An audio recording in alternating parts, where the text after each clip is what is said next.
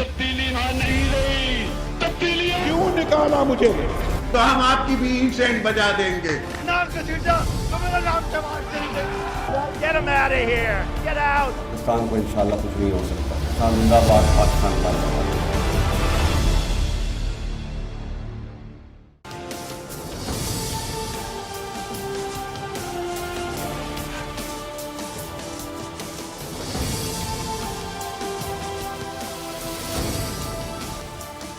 जी अस्सलाम वालेकुम। आज के प्रोग्राम में पाकिस्तान के मजमूई पॉलिटिकल स्पेक्ट्रम के हवाले से कुछ सवालात उठाएंगे, जिसमें सबसे पहले अपोजिशन का किरदार। अब अपोजिशन का किरदार आप देख रहे हैं कि कल रात से जब से मुल्क भर में पेट्रोल वालों ने, पेट्रोलियम डीलर्स एसोसिएशन ने हड़ताल का ऐलान कर रखा है, तो पूरे मुल्क में अवाम खवार हो रहे हैं।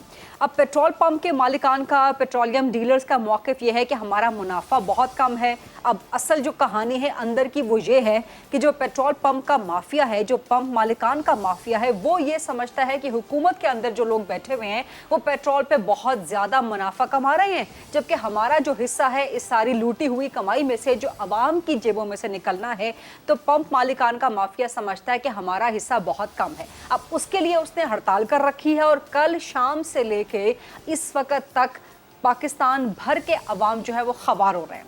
बड़े बड़े शहरों में ख़ासतौर पे जो स्टेट पेट्रोल पंप है वहाँ पर तो पेट्रोल मिल रहा है, लेकिन जो चंद एक जगह पर, वो भी इक्का दुक्का जगह पे, लेकिन जो छोटे शहर हैं और जो दरमियाने दर्जे के शहर हैं वहाँ तो बिल्कुल पेट्रोल नायाब हो गया है।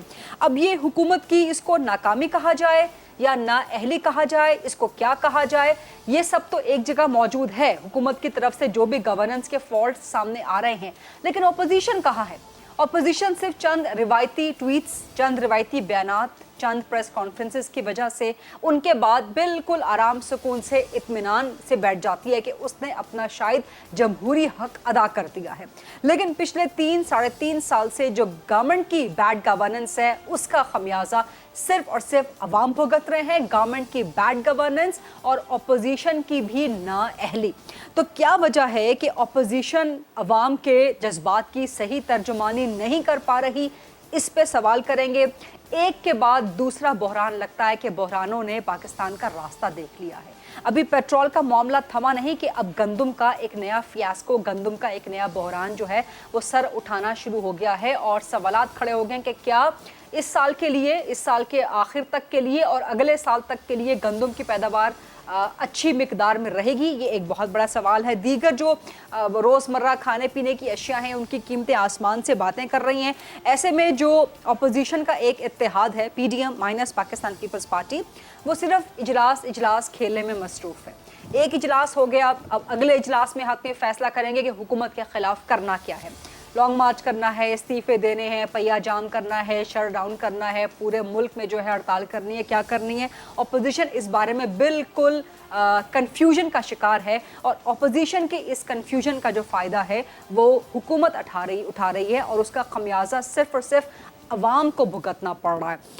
और इस सूरत हाल में अपोजिशन ये मुतालबा भी करती है कि अगले साल आम इंतखाबात करवा दिए जाएं।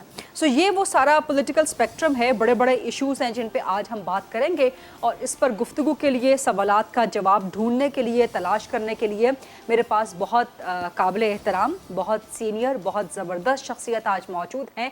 कौमी असम्बली में साबिक अपोजिशन लीडर, 2 साल तक नैब की सख्तियों का, नैब की सऊबतों का, अपने ऊपर बेबुनियाद लगने वाले इल्ज़ामात का भी सामना किया। पाकिस्तान पीपल्स पार्टी के सीनियर मरकज़ी सरकर्दा रहनुमा हैं, MNA हैं, जनाब सैयद खुर्शीद शाह साहब। अस्सलाम वालेकुम शाह साहब। वालेकुम। बहुत बहुत शुक्रिया शाह साहब, और बड़ा अच्छा लग रहा है आपसे बहुत अरसे के बाद, 2-2.5 साल से ज़्यादा के अरसे के बाद आपसे गुफ्तगू करके, क्योंकि इतना अरसा आपने जेल में गुजारा। वो जेल में आपका अरसा कैसा रहा?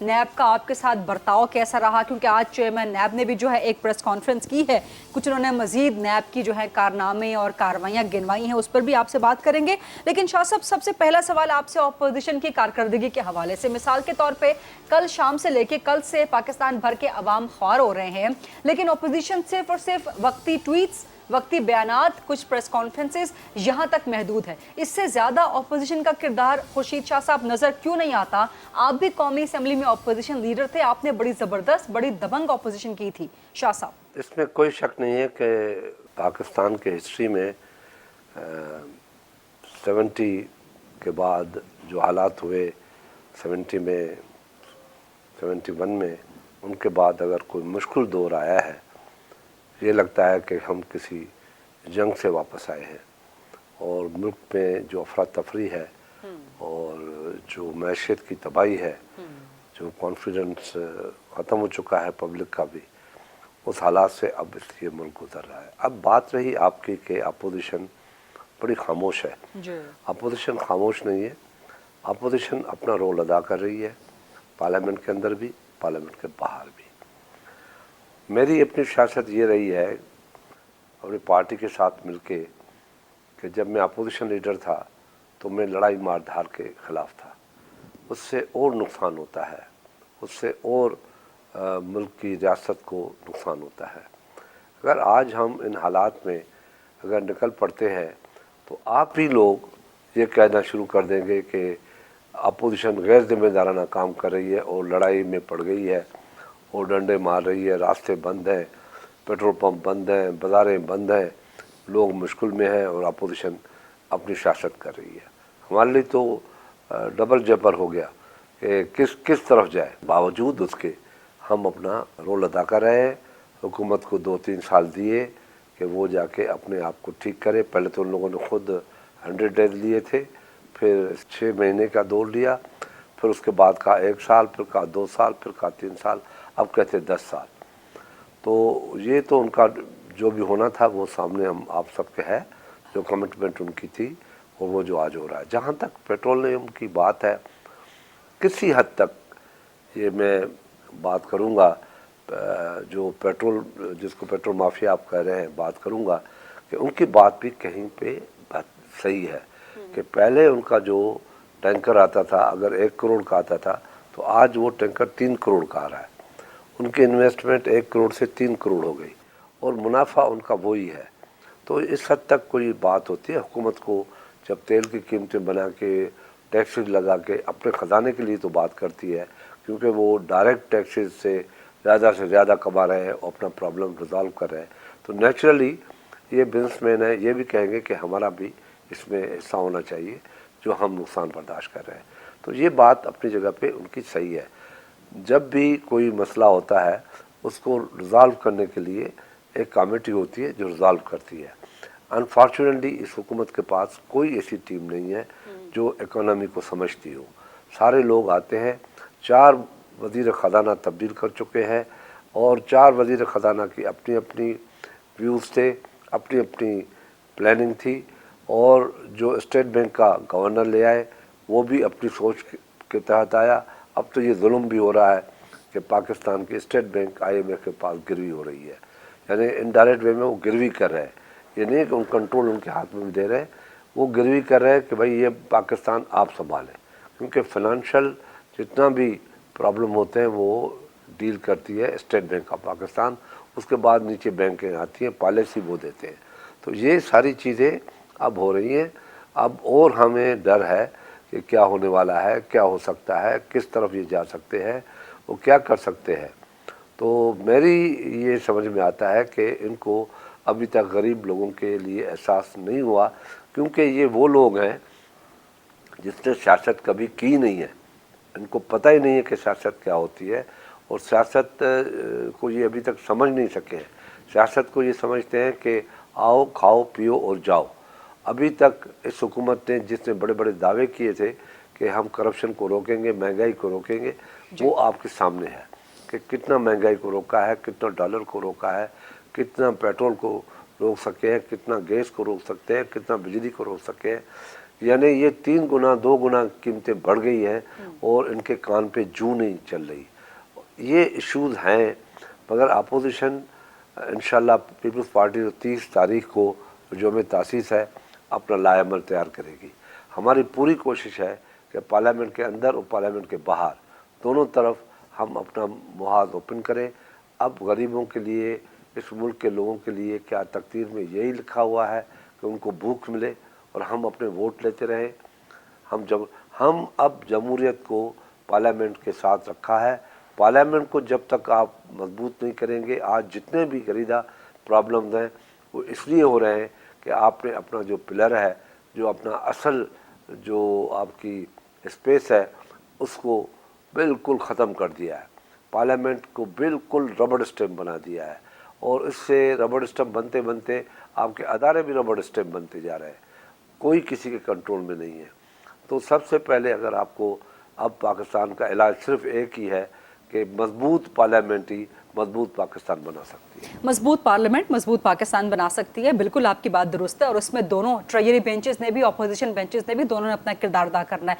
लेकिन मिसाल के तौर पे शाह साहब सिर्फ एक छोटी सी मिसाल ले लें कि जब कानून साजी कर रही थी अभी पिछले 1-2 हफ्ते में हुकूमत, तो जो मुश्तरका इजलास उसने बुलवाया था, कौमी असम्बली में भी आप लोगों ने, अपोजिशन ने शदीद एहतजाज किया, उसके बाद आप लोग वॉकआउट कर गए और उस वॉकआउट की वजह से एक ओपन फील्ड मिल गई कौमी असम्बली में। लेकिन जब वही कवानीन सेनेट में गए तो वहाँ अपोजिशन के नंबर्स ही मौजूद नहीं थे। तो अपोजिशन का किरदार भी, तो मैंने पहले आपसे सवाल किया था कि अवाम के मामलात के लिए, लेकिन अगर पार्लियामान की भी बात की जाए तो पार्लियामान के अंदर भी अपोजिशन का किरदार, वो इंतहाई सवालिया निशान वहां पे खड़े हो जाते हैं। क्यों एब्सेंट थे वहां से सर अपोजिशन के सेनेटर, सेनेट से मेंबर्स क्यों एब्सेंट थे वहां से?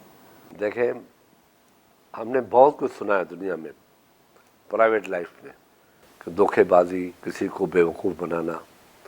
इस हुकूमत ने करके दिखाया, हुकूमत ने करके दिखाया है और पार्लियामेंट के साथ खेला गया है। जब पार्लियामेंटेरियन नमाज के लिए गए, हाउस पूरा हो जाता फिर ये कर लेते। वो नमाज पे थे, जब तक नमाज से आए हैं इन लोगों ने लेजिस्लेशन शुरू की। जो 3 घंटे इजलास देर से शुरू होता है, 2 घंटे शुरू होता है, उस दिन 1 मिनट नहीं लगाया, अपने पूरे किए और दूसरों को नमाज पे छोड़ के अंदर आके लेजिस्लेशन एक ही झटके। जब तक वो आए। लेकिन सर नमाज की ब्रेक सिर्फ अपोजिशन के लिए नहीं थी ना, गवर्नमेंट के लिए भी थी। गवर्नमेंट तो वहां से नहीं गई, अपोजिशन जो है वो फौरन वहां से निकल गई, जिसके बाद तासुर ये मिलता है कि शायद अपोजिशन का मुख मुका हो रखा है हुकूमत के साथ कुछ मामलात पे। शायद आप लोग फ्रेंडली अपोजिशन कर रहे हैं। थैंक यू वेरी मच कि आपने मेरे सवाल का जवाब दे दिया। अभी तो ठीक बात आप लोग करते हैं कि ये बनाया गया था प्लान, हाँ। कि अपोजिशन गवर्नमेंट नहीं जाएगी, नमाज का ब्रेक आधा घंटा होता है, ये 20 मिनट के अंदर इन लोगों ने फिर शुरू कर दिया, क्योंकि वो मौजूद थे।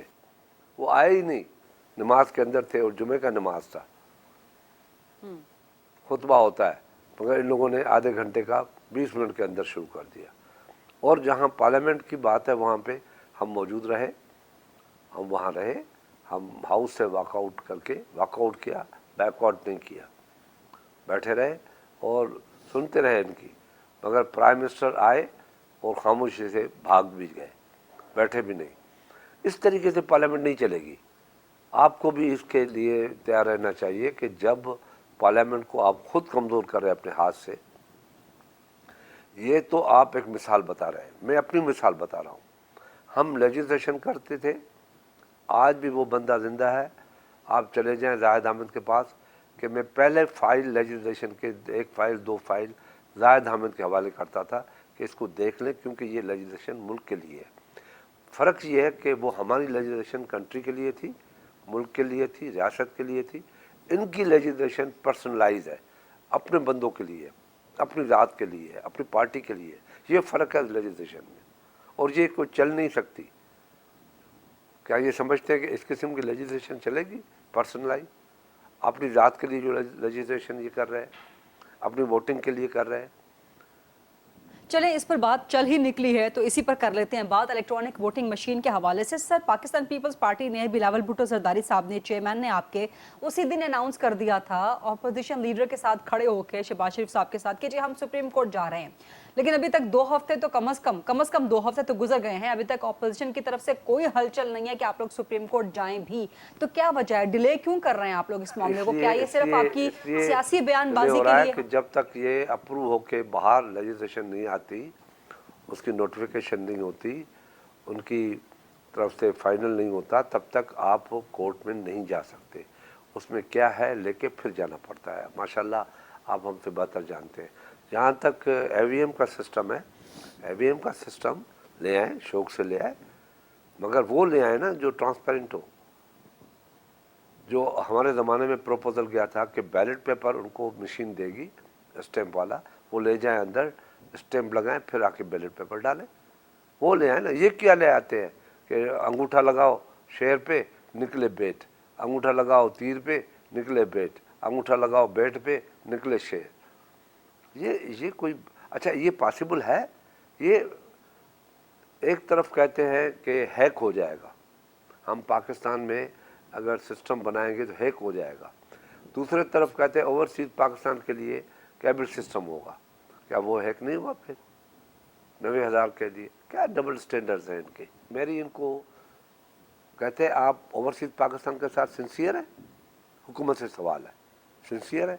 अगर सिंसियर है तो आप इनकी 10 सीटें बढ़ा दो पार्लियामेंट, वहाँ से आए, वहाँ आके यहाँ पार्लियामेंट के अंदर बैठ के अपने ओवरसीज का वो दफा करें।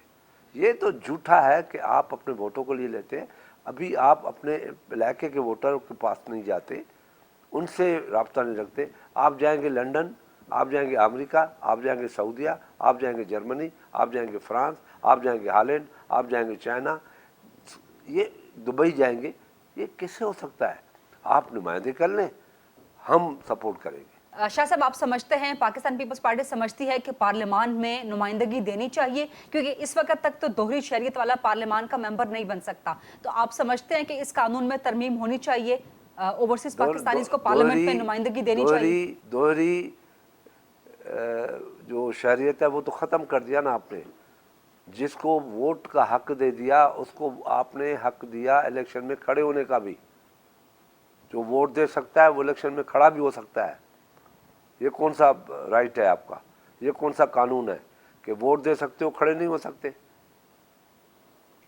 तो आप ले आओ, 10 मेंबर ले आओ, जिसका जितना शहर है, आके डायरेक्ट उनकी नुमाइंदगी करें ना। ये ड्रामा हम क्यों कर रहे हैं?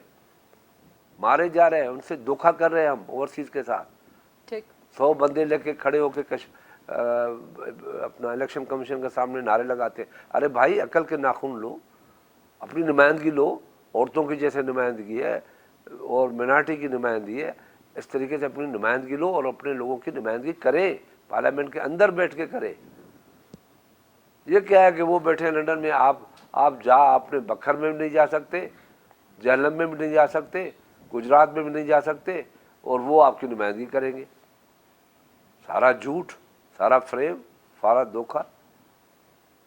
इस तरीके से मुल्क की लेजिस्लेशन नहीं होती। ठीक। अच्छा शाह साहब, आप समझते हैं कि सुप्रीम कोर्ट में ये सारे कड़वा कड़वा थू थू। ठीक है शाह साहब, इस चीज़ को मजीद कंटिन्यू करते हैं। कुछ मजीद सवालात भी हैं आपसे करने के लिए। एक छोटी सी ब्रेक का वक्त हुआ, let's take a short quick break. हम आज स्पेशल इंटरव्यू कर रहे हैं, गुफ्तगू कर रहे हैं खुसूसी सैयद खुर्शीद शाह साहब से। Let's come back after short break.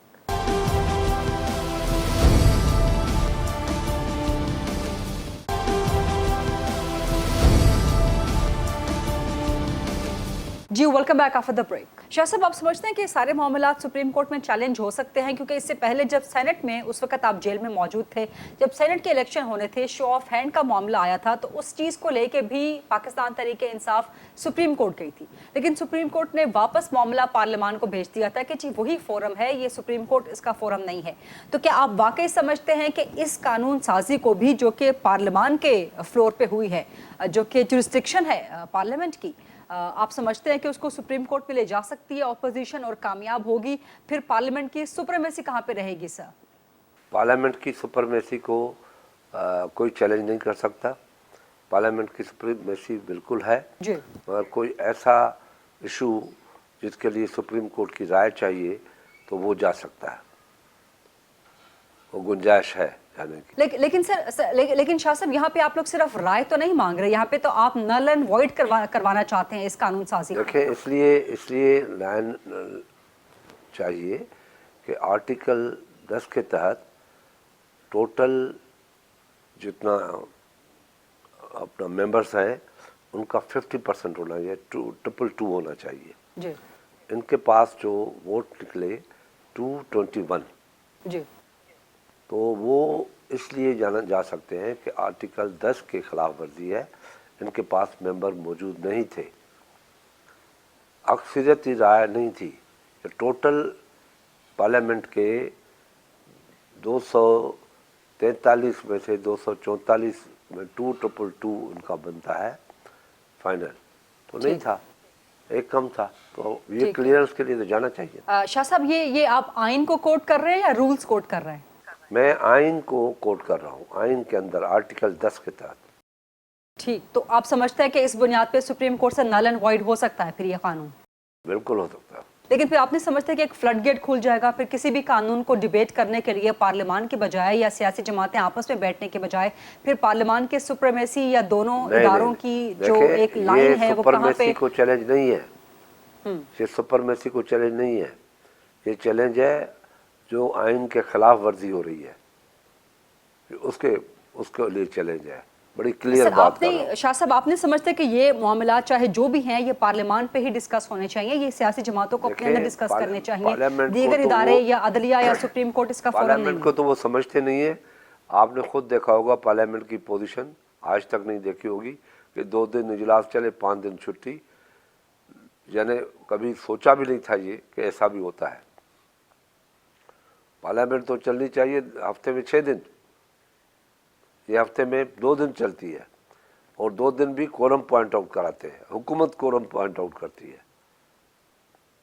अब इस तरीके से पार्लियामेंट चल रही है जो न कभी न सुनी न देखी। 32 साल हो गए असेंबलियों में जाते आते हुए माशाल्लाह, मगर मैंने ऐसी पार्लियामेंट तो कभी नहीं देखी। इस सारे मामले का खुर्शीद शाह साहब हल क्या है? क्या नए इंतखाब पीडीएम ने नए इंतखाबात का मुतालबा करती है, पीपल्स पार्टी कहाँ स्टैंड करती है?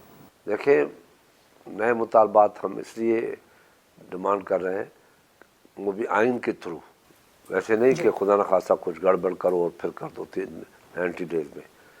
आइन के थ्रू करो और आइन के बाद फिर आप इलेक्शन में जाओ, रूल्स ठीक करो, इलेक्शन लॉज ठीक करो, और फिर 6 महीने 5 महीने 9 महीने के बाद आप इलेक्शन में जाओ।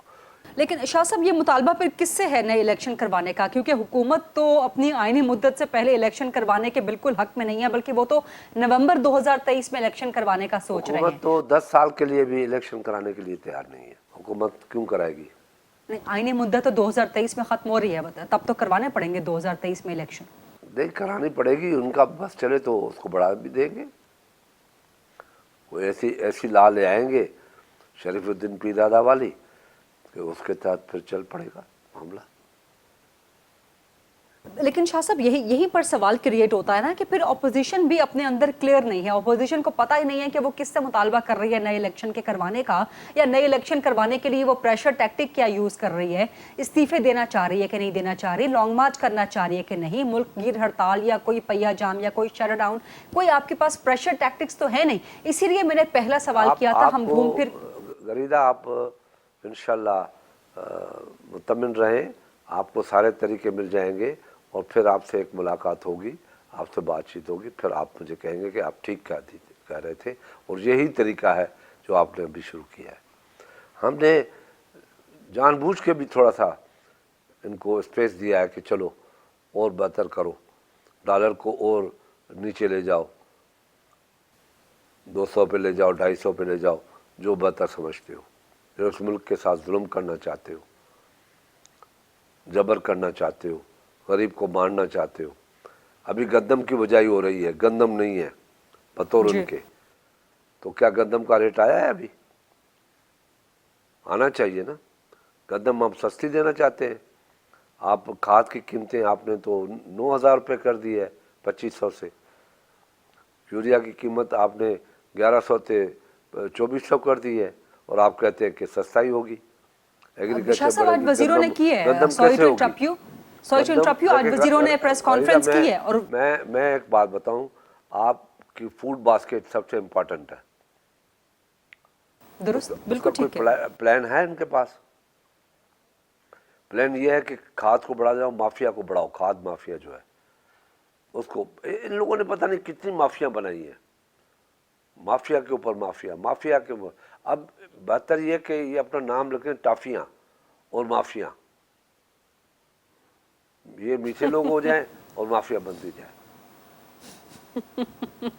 शाह साहब, इसी हवाले से आज वजीरों ने प्रेस कॉन्फ्रेंस की है और वो यही कह रहे हैं कि सबसे महंगी फूड बास्केट सिंध में है, और वहाँ पे गंदम का रेट वो कह रहे हैं कि 1400 मिलता है, पंजाब में तो 1100 मिलता है। और वही मसला है कि जी गंदम जो है प्रोक्योर सिंध नहीं कर रहा, एक बार फिर डिले। देखें, सिंध में गंदम मौजूद है, गंदम मिल रही है, वाफर मिकदार में मिल रही है। ये अपने लाहौर में गंदम 1500 की मिल रही है, आप जाके मार्केट देखें। ये अपने सर हुकूमत कह रही 1100 है, सर हुकूमत कह रही 1100 रेट है पंजाब में। आप जाए ना ले ना, वो आप घोड़ों और गधों वाला जो आटा देंगे वो आप ले लें 1100।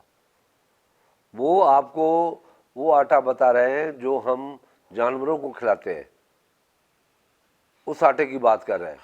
जो मार्केट का आटा है, जो अच्छा आटा है, चक्की का आटा है, वो 1500 से कम नहीं है। लेके तो देखो गरीदा के दिन एक बास्केट जेब में आप 10,000 डालो और मार्केट में जाओ, वेजिटेबल गोश्त ले आओ, फिर तुझे पता पड़ेगा कि महंगाई क्या है। कहने पे कुछ नहीं होता। ये तो कहते हैं कि माशाल्लाह किसी दौर में भी इतनी सस्ताई नहीं थी जितनी पंजाब में आज है। इनसे पूछ लो आप, वो कहेंगे कि पाकिस्तान के तारीख में इतने दिन इतनी सस्ताई नहीं थी जितनी आज है। वो तो ये कहते हैं, ये कब कहते हैं कि आपका पेट्रोल जो है वो 150 रुपये हो गया है। वो कब कहते हैं कि 4.5 रुपया हर महीने बढ़ेगा। वो कहते हैं कि जी वो तो 4.5 आना बढ़ेगा।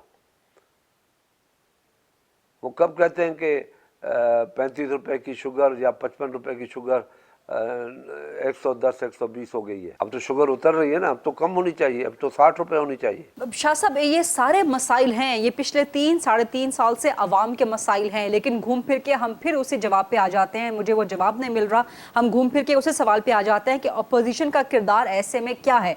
अवाम मायूस अगर हुकूमत से हो रहे हैं तो सर अपोजिशन से भी मायूस हो रहे हैं। जो हमें तासीस के बाद आपको सामने नजर आएगा। सर पीपल्स पार्टी क्या सोलो फ्लाइट लेगी अपोजिशन की, कोई एहतजाज की? सोलो फ्लाइट हम लेने के लिए तैयार नहीं है। और पीपल्स पार्टी को कह देना सोलो फ्लाइट, मैं कहता हूं कहने वाले को भी थोड़ा ख्याल करना चाहिए और सुनने वाले को शर्म आनी चाहिए। तो सर पीडीएम में आप पीपल्स पार्टी ने सोलो फ्लाइट लेती तो तख्तेदार पे नहीं होती।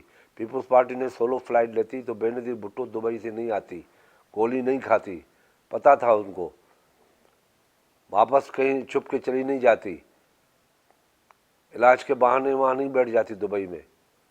वो तो आ गई, 11 साल आसिफ अली जरदारी जेल नहीं काटता। पीपल्स पार्टी और solo flight, how is it possible गरीदा? तो फिर पीपल्स पार्टी क्या पीडीएम को, फिर शाह साहब क्या पीपल्स पार्टी पीडीएम को वापस ज्वाइन करेगी, रीज्वाइन करेगी? क्योंकि आपने इस पीडीएम बनाई पीपल्स पार्टी ने थी जी, तो रीज्वाइन करेगी क्योंकि आपने खुद भी इस ख्वाहिश का इजहार किया था कि पीपल्स पार्टी ये उस वजह से हम बाहर आए जो हमारे साथ ज्यादती हुई कि एक शोकास दिया गया। मैं आपको एक तारीखी बात बता रहा हूँ आपके लिए कि असगर खान एमआरडी के दरमियान एक मर्तबा मिला था जाके ज़िया-उल-हक के साथ, उसको शोकास नहीं दिया गया। बेगम साहब ने कहा कि शोकास मत दे, उनको बुला लें, उनसे बात करें। हमारे लिए लेसर इविल चाहिए, हमें अपने दुश्मन से लड़ना है तो लेसर इविल को भी अपने साथ रखना है कि वो कहीं उससे न मिल जाए, हुकूमत के साथ न मिल जाए, सबको अपने साथ रखो। ये स्ट्रेटजी थी, ये पॉलिटिक्स थी, ये सोच थी। आज तो एकदम शोकास नोटिस, और वो भी एक जीरक किस्म का आदमी मौलाना फजल रहमान, एक समझदार सियासतदान, एक ताकतवर और दिलेर सियासतदान, उससे ये गलती हुई है। ये तो पीपल्स पार्टी है कि इमरान के साथ उसका बनना तस्वर के बाहर है, वरना कोई और पार्टी होती जाके ज्वाइन करते, चलो जी हम हुकूमत ज्वाइन करते। हमने कहा हमें तो आवाम के लिए मरना है, जिसके लिए गोली खाई, जिसके लिए तख्तेदार पर लड़े, जिस जमहूरियत के लिए, जिस पार्लियामेंट के लिए, जिस गरीब की आवाज़ के लिए हमने इतनी सियासतें भुगती है, मारे खाई हैं, कोड़े खाए हैं, हम कैसे किससे एग्रीमेंट कर सकते हैं? एक छोटी सी ब्रेक का वक्त हुआ, let's take a short quick break. हम आज स्पेशल इंटरव्यू कर रहे हैं, गुफ्तगू कर रहे हैं खुसूसी सैयद खुर्शीद शाह साहब से। Let's come back after short break.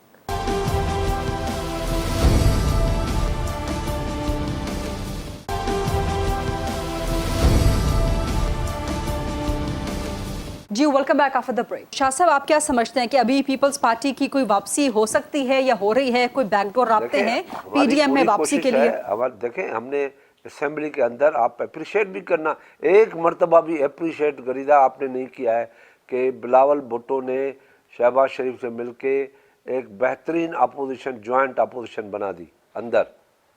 ये बाहर भी आएगी, एक मरतबा भी आप लोगों से एंकरों से ये नहीं होता है कि आप बेहतर अपोजिशन का किरदार रहा है पार्लियामेंट में, जो अलग अलग थे वो एक हो गए, सिर्फ आवाम के लिए, सिर्फ आवाम के मसाइल के लिए, सिर्फ महंगाई के लिए, बेरोज़गारी के लिए, बिजली बहरान के लिए, गैस बहरान के लिए।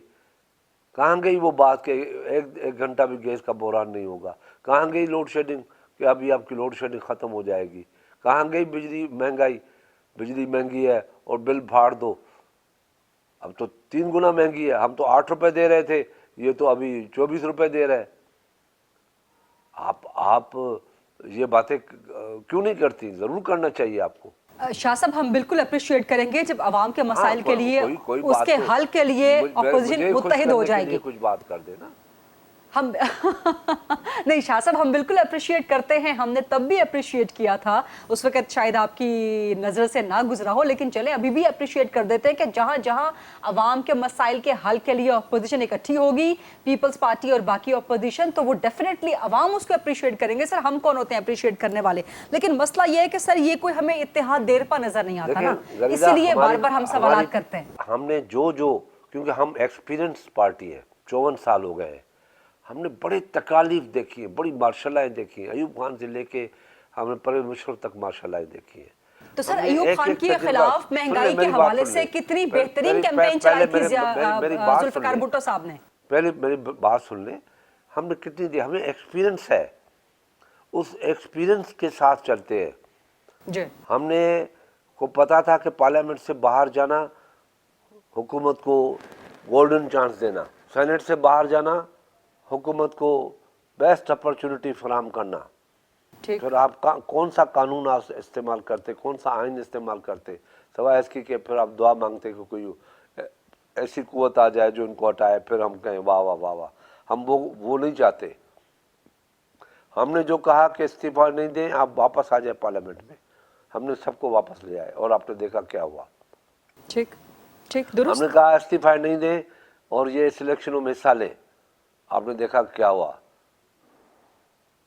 बादलों में, धुंध में सारी स्टोरियां हुई, इलेक्शनें जीती, 12 में से 11 इलेक्शन जीती, लाले पड़ गए पीटीआई को। हमने कहा कि सेनेट से नहीं जाना है, इलेक्शन में हिस्सा लेना है, आपने देखा कि नेशनल असेंबली में हमने लड़के जीत के दिखाया आपको।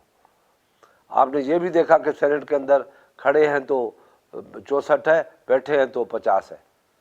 दुनिया ने देख लिया, ख्वारी नसीब हुई हुकूमत को, मगर उनको आवाम से प्यार नहीं है, वो चाहते हैं हमारी हुकूमत चले।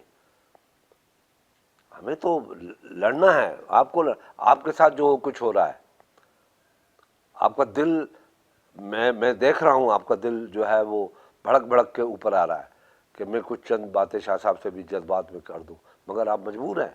ऐसी हालात कर दी हैं मीडिया के साथ कि आप खुल के सवाल भी नहीं कर सकती। मजबूरियां हैं आपकी। पहले कभी ऐसा नहीं हुआ था।